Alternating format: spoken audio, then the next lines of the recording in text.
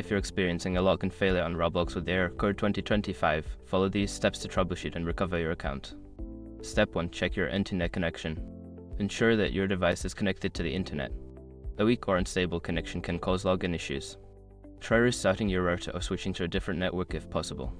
Step 2. Clear browser cache or app data. If you're using a web browser, clear your cache and cookies. For the Roblox app, go to your device settings and clear the app data. This can help resolve any corrupted files that may be causing the error. Step 3. Update your Roblox app.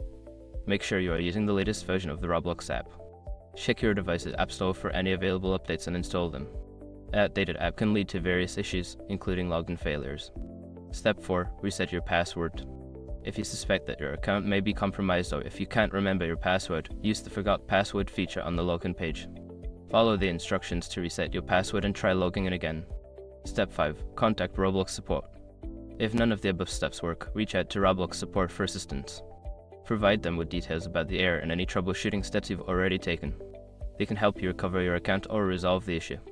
By following these steps, you should be able to resolve the login failure and regain access to your Roblox account. If problems persist, continue to seek support from Roblox.